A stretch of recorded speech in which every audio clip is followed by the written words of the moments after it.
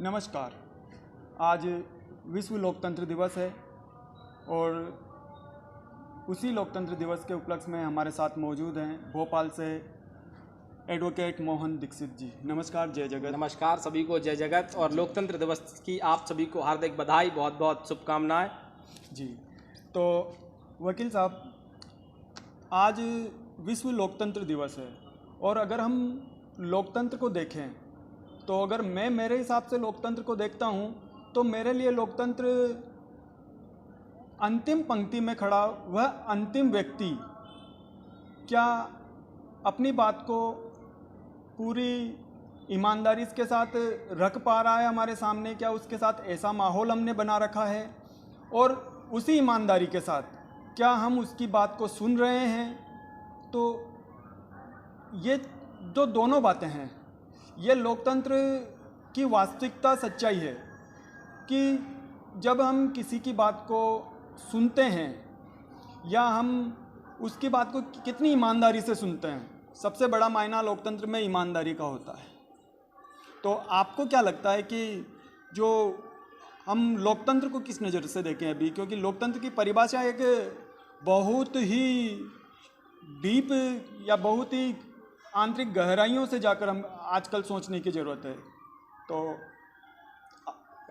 शिवी भाई, आपने बड़ा अच्छा प्रश्न किया। क्या है कि विश्व के कई लोकतंत्र व्याख्याताओं ने लोकतंत्र की अपने अपने हिसाब से परिभाषा दी है और मैंने भारतीय इतिहास में पढ़ा है। तो भारतीय इतिहास में मैंने देखा है कि जो भी व्याख्याता हुए उन्होंने महाभारत काल से लेकर आज तक के जो भी तंत्र हुए हैं उन्हें लोकतांत्रिक बता दिया। उन्होंने उसकी परिभाषा दे दी कि राजा होते थे, उनके पास मंत्री होते थे, पूरा एक तंत्र होता था और वो लोगों के लिए होता था, इसलिए लोकतंत्र अलग अलग तरीके से देते हैं। लेकिन मेरे हिसाब से अगर मैं देखूं लोकतंत्र को, जहाँ तक मैं समझ पाया हूँ, तो लोकतंत्र जो है वो लोक से शुरू होता है, व्यक्ति से शुरू होता है और व्यक्ति के स्वयं से शुरू होता है। लोकतंत्र में समानता और स्वतंत्रता का बहुत ज़्यादा महत्व है। लोकतंत्र में अगर हम बात करें तो समानता और स्वतंत्रता का बहुत महत्व है। तो क्या जो मैंने देखा है कि क्या जो हम अपने चेहरे से प्यार करते हैं, क्या अपने पैरों से भी हम उतना प्यार कर पाते हैं? क्या हमारे पास लगाव रहता है? क्या वो समानता हमारी नज़र में है? क्या जब हम हमारे शरीर से आगे बढ़ते हैं तो क्या हमारे घर में जब हम अगर व्यक्ति देश के लोकतंत्र की बात करता है, विश्व के लोकतंत्र की बात करता है, तो उसे पहले घर से शुरुआत करनी होगी। क्या वो घर में लोकतंत्र अपना रहा है? क्या वो अपने परिवार में लोकतंत्र अपना रहा है? परिवार में कोई निर्णय ले रहा है तो क्या वो सबको अपनी बात रखने का समान अवसर दे रहा है? क्या वो अपने भाई, पत्नी, बीवी, बच्चों को सबको समान अवसर दे रहा है? तो ये व्यक्ति को खुद परखना होगा कि मैं कितना लोकतांत्रिक हूँ। वहाँ से चलते हैं तो हम सबसे छोटी इकाई ग्राम पंचायत पे आते हैं। तो क्या ग्राम पंचायत में आज लोकतंत्र के समान अवसर हैं? क्या लोगों को स्वतंत्रता है अपनी बात रखने का?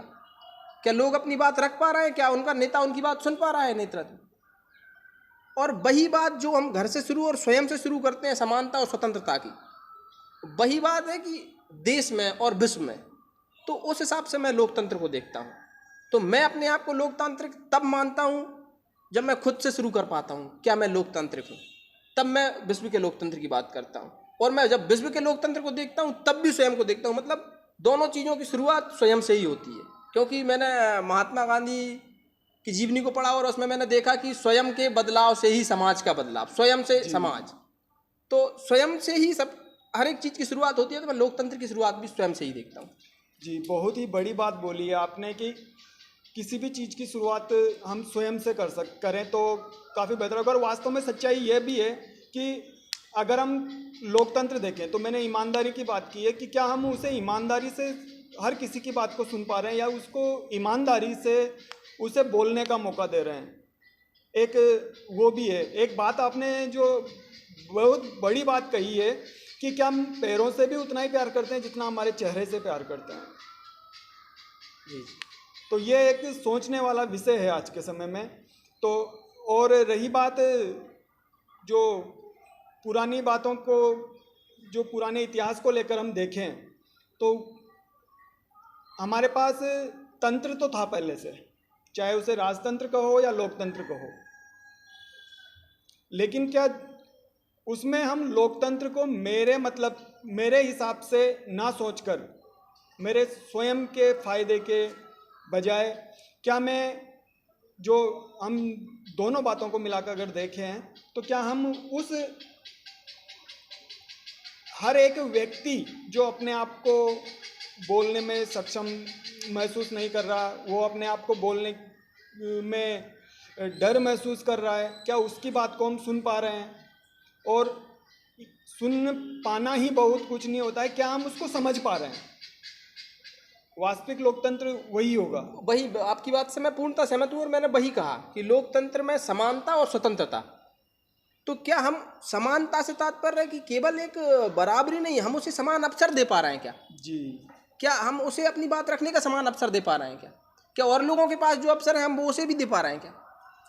तो बहुत बहुत धन्यवाद वकील साहब, आपने स्वतंत्रता और समानता जो लोकतंत्र की मूलभूत आवश्यकताएं हैं, जो उसके मूलभूत मूल्य हैं, जो उनमें निहित है, उनकी बात हमारे सामने रखी और हमारे श्रोताओं को उस लोकतंत्र को समझने के लिए आपने तो जो अपने वक्तव्य रखे, इसके लिए आपका बहुत बहुत धन्यवाद। बहुत बहुत धन्यवाद जय श्री हिंद, भाई। जय मैं भारत, सभी से जय जगत।